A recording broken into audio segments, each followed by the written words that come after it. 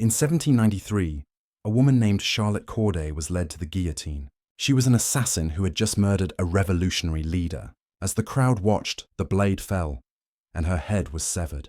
But here's where the horrifying part begins. A man stepped forward, lifted her head by the hair and slapped her cheeks.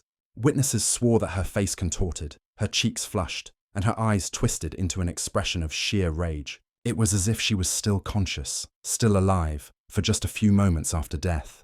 Could that be possible? History is filled with chilling tales like this, from eyes that follow movement to lips that try to form words. And yet, one case remains the most terrifying and mysterious of all.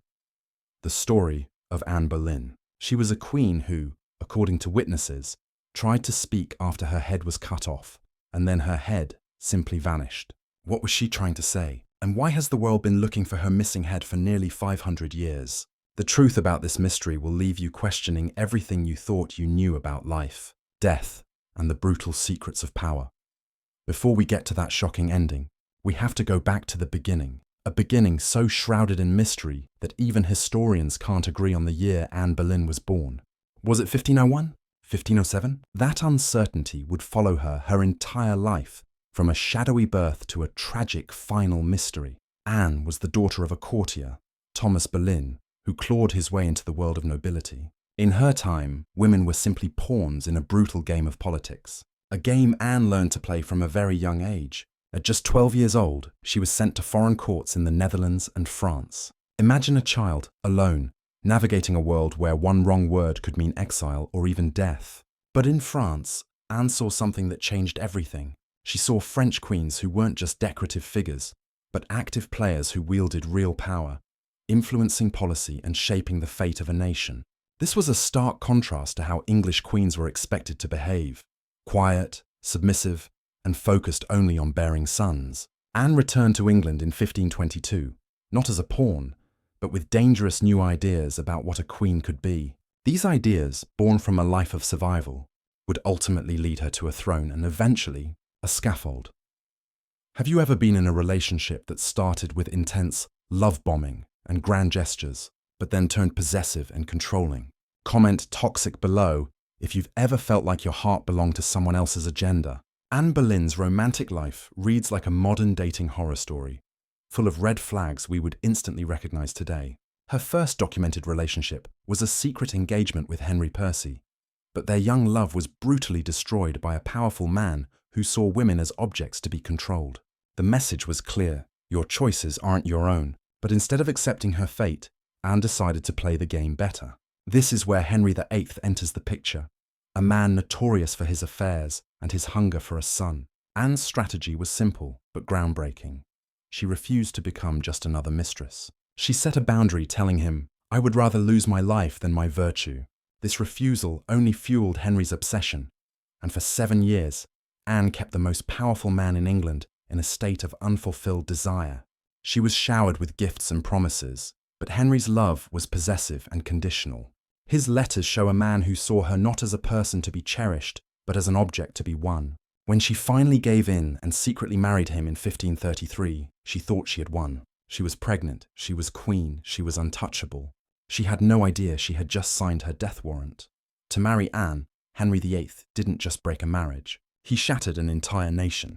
He divorced his first wife, Catherine of Aragon, broke away from the Catholic Church, and declared himself the head of the new Church of England. Entire monasteries were dissolved. The Pope excommunicated the king, and England found itself alone against a hostile Europe. All for Anne. She wasn't just a queen. She was the catalyst for a monumental historical upheaval. Her coronation in 1533 was the most lavish in history, a defiant statement that this woman was worth reshaping an entire nation. But Anne wasn't content to be a silent, decorative queen. She had opinions on everything from foreign policy to religious reform. She acted like a ruler, and the court hated her for it. She was despised by traditional Catholics who saw her as a heretic, by nobles who resented her humble background, and by the common people who still loved the displaced Queen Catherine. But Anne had a powerful card to play: her pregnancy. All would be forgiven if she could just give Henry the son he had risked everything for. On September 7th, 1533, Anne gave birth to a daughter, Elizabeth. In that moment, her fate was sealed.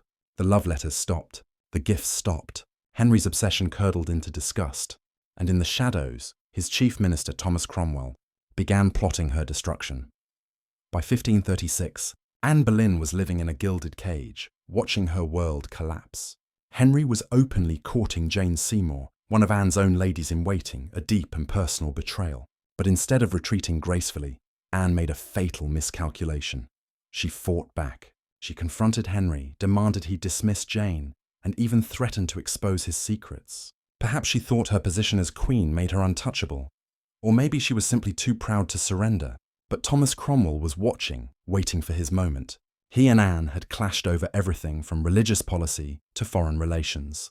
In early 1536, Cromwell began collecting evidence of Anne's supposed adultery. The accusations were absurd and biologically impossible, alleging affairs with 5 men, including her own brother, during times when she was pregnant or recovering from childbirth. Witnesses were tortured and bribed, but Cromwell knew that truth didn't matter. Perception did. The machinery of her destruction was already in motion. On May 2, 1536, Anne was arrested during a May Day tournament. One minute she was a queen, and the next she was a prisoner, taken to the Tower of London, a place she had once stayed before her coronation. Her trial was a complete sham, and the peers who judged her included her first love, Henry VIII, who was now forced to condemn her to death. The irony was a final, devastating act of cruelty. On May 15, 1536, Anne Boleyn was condemned to death for adultery, incest, and high treason. But here's where the story takes a curious turn. Instead of the traditional English axe, Henry VIII imported a French swordsman from Calais. The official reason was mercy. A sword was supposedly quicker and more humane. But what if there was a darker motive? On the morning of May 19, 1536, Anne dressed in a grey damask gown, looking every bit the queen she was. She knelt, prayed, and with surgical precision, the swordsman struck. And then the impossible happened. Witnesses reported that after her head was severed, her lips continued to move for several seconds, and her eyes opened and closed. Some swore she was trying to speak, trying to reveal some final truth. Medical experts today might attribute this to nerve reflexes, but in 1536 it seemed supernatural. It seemed like a sign that a secret was dying with her. But what makes this story truly terrifying is what happened next. In every other Tudor execution, the heads of traitors were publicly displayed on spikes as a warning. Anne's head disappeared. No display, no spike, no preservation. It simply vanished from the historical record. Her body was hastily shoved into an old chest and buried in an unmarked grave. Henry was not just executing Anne.